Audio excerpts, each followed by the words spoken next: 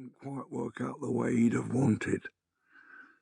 The sun was shining that day too, but it was cold, and Battersea Power Station was belching smoke out of its chimneys. My dad was standing there watching me score my very first goal, and we went off to the Chelsea match afterwards against Preston North End, and Chelsea lost. But that day I didn't mind. Neither of us did. Happy as a lark I was, and so was my dad. He carried me all the way home on his shoulders. He never said much. He never did. But he was proud of me that day. I know he was. "One day," he said, "one day, Billy, you could play for Chelsea. All you got to do is work at it." And I believed him. That was what my dad did for me. And then later on, Ozzy and Mr. Osborne from school. They gave me self-belief. And that counts for just about everything in this life. If you haven't got that, you haven't got anything. And I should know. Like that scrawny kid out there, I was a natural. I had a lucky gift. For a start, I was nippy, and I was best out on the wing, the right wing. No one could catch me out there. I was faster than all the kids twice my age, and somehow I could always make a football do whatever I wanted it to. It just came easy to me. I don't know why, but it did.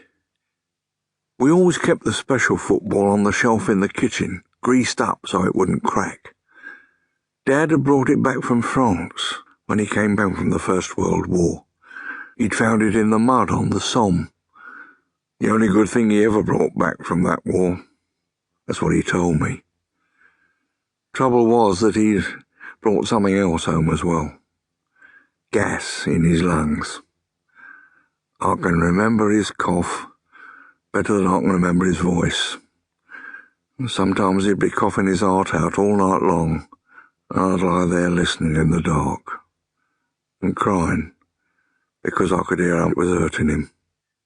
I grew up knowing him a lot better than I knew my mother.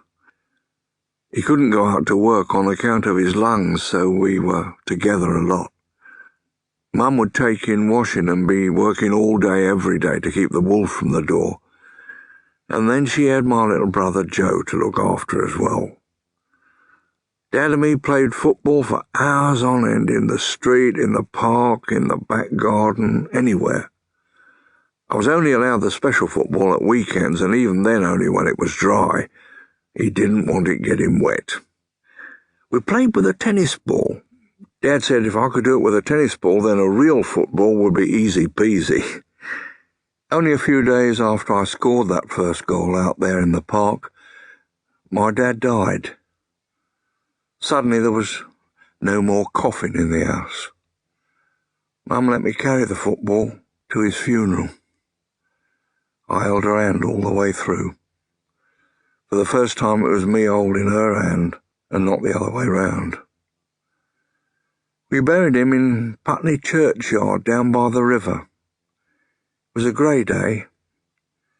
He always loved the river. We'd often go feeding the ducks down there, and we'd sit and watch the boats go chugging by. So it was just the right place for him. You got to be in the right place when you're dead, that's what I think. I mean, after all, you're dead for a long time, aren't you? I greased the football up when I got back home and put it back on the shelf in the kitchen. And that's where it stayed. I never kicked it again after that. I grew up quick after Dad died. We missed him, of course we did, but there wasn't time to go all tragic about it. For a start, Mum had another baby on the way. There was little Joe to look after and school to go to, and washing to fetch and carry for Mum. But every spare 5 minutes, I'd be out at the back with my tennis ball, shooting or heading or trapping or dribbling. I never missed a match day at Chelsea, not if I could help it. That was why I turned professional, sort of, at the age of 8. To pay for my ticket, but then I got caught.